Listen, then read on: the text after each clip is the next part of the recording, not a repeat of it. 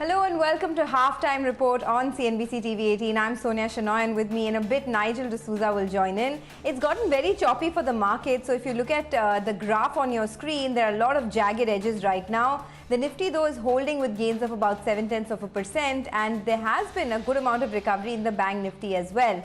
Today is an important day because you have a lot of key numbers coming out. There's Bajaj Auto, Dr. Reddy's. Of course, the street is reacting to Bajaj Finance as well. But let's see how the rest of the trading session pans out. First up, these are all the top headlines that we're tracking at this hour. The markets are choppy after coming off the early highs. Reliance and HDFC Twins see some buying action, even as the Nifty Bank underperforms. The mid-cap index too gains in line with the frontliners.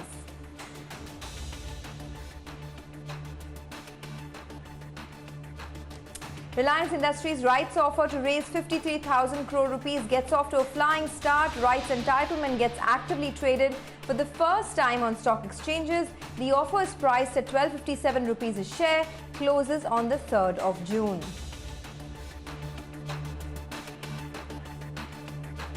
The Nifty Bank continues to underperform. The frontline indices dropped 7% this week. Financials too are on the back foot. Bajaj Finance sees some green despite cautious management commentary.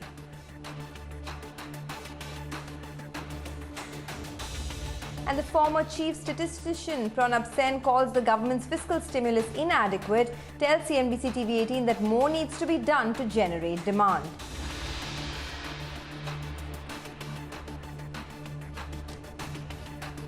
And Cyclone Amphan, one of the worst storms over the Bay of Bengal in years, is expected to make a landfall this afternoon. NDRF teams have been deployed along the coastline. Majority of people have been evacuated.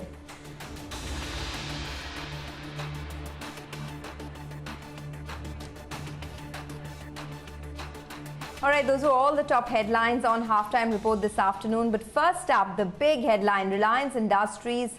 It's the biggest fundraising of 53,000 crores through the rights issue that's happening by any company right now. And lots of moving parts here. So Nigel is here with an explainer on how you should take, or rather how you should look into this rights issue. Nigel, over to you. Well, that's right. This is something that the street has been waiting for, the big Reliance Industries rights issue. Remember, it opens today and in fact it closes on June 3rd itself. As you said, it's a massive one, totaling close to around 53,000 crores in terms of entitlement. Well, if you have 15 shares, then you're entitled to close to around 1 share odd, and the price is at quite a bit of a discount in comparison to what the stock currently trades at around 1,430 odd. So the stock is at a sharp discount to that because the rights issue has been priced at around 1,257 odd. When will the rights issue be traded, and will they be traded on the exchange? Yeah, but they'll be traded separately. So just keep that in mind because these shares will be partly paid up for the next 16 to around 18 months odd. So let's get the payment schedule up for you on the screen. The total rights issue, or the total price, is 1,257. It's broken up into 25%, 25%, and then 50%. That's up for you on the screen on allocation in May 2021 and then in November 2021 also. You're getting some bit of leeway in terms of paying as well if you're entitled for this rights issue. Well, formally, those shareholders who didn't wish to apply had to let go of their rights entitlement, or in short, they should let their right lapse.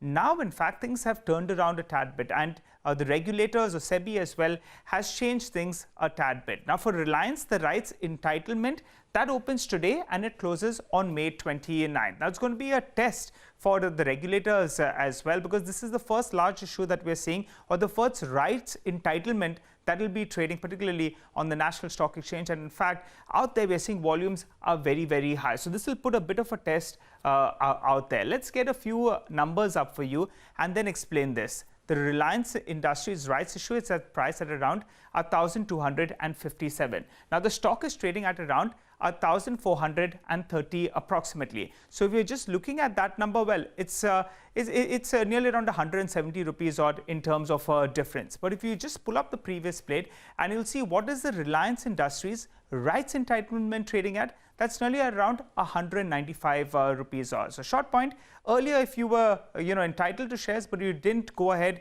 and you didn't want to participate in the rights issue, you used to get nothing. Now in fact there is a platform that's providing you liquidity, and in fact there is trading as well. Volumes out there, more than 2 crore shares have been traded on the National Stock Exchange, and there's a bit of a premium as well that that the rights entitlement shares are trading at in comparison to what's the difference between the current price and in fact the rights issue price. Back to you, Sonia.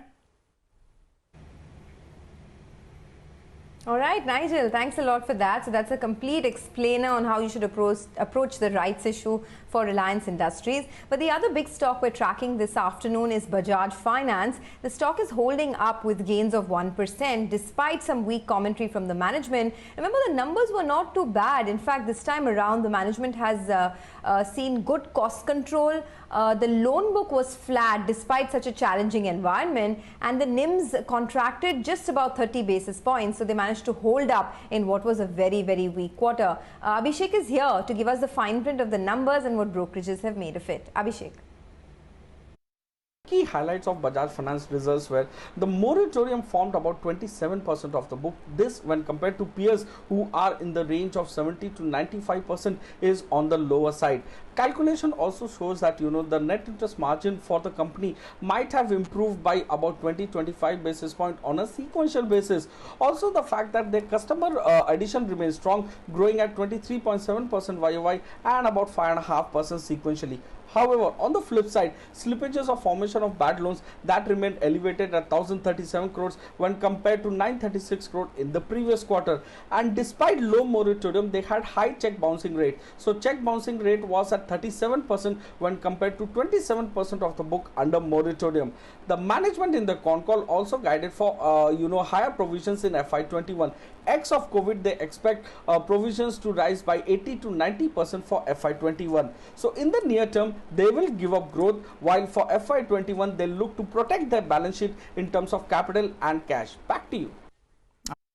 Thanks so much for that. In fact, let's hear out what the management had to tell us earlier today. On our fixed OPEX, we've knocked off anywhere between 22 to 24% of our fixed OPEX in the last 60 days for us as a company. Rightfully, we've also suspended all new branch expansion. Despite that, company has very strong pre-provision profitability to navigate through the potential risk emerging from COVID-19.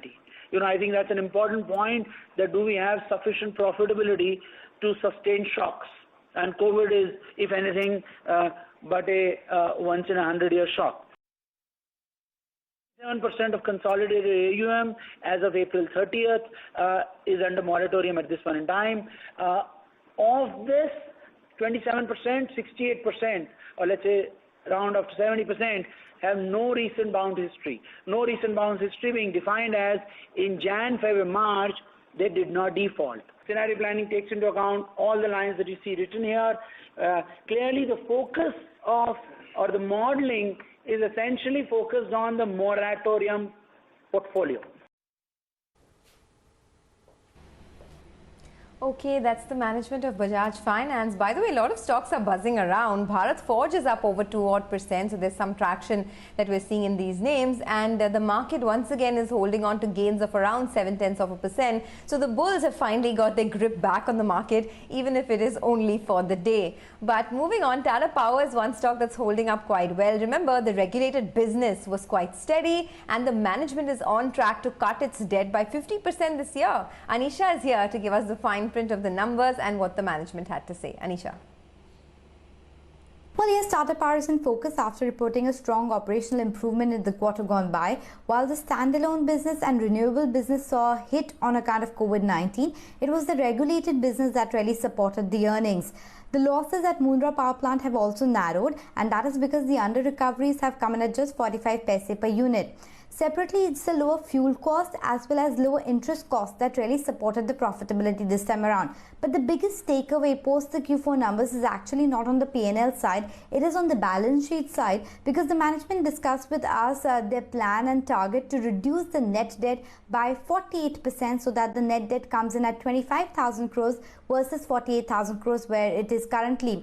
The management laid out a clear plan in terms of monetizing their stakes in the shipping business as well as other non-core assets, and they also talked about restructuring their renewable business possibly through an InvIT. Now the street is a bit worried about the timeline, whether this will happen given the macroeconomic situation, but nonetheless the management sounded really confident.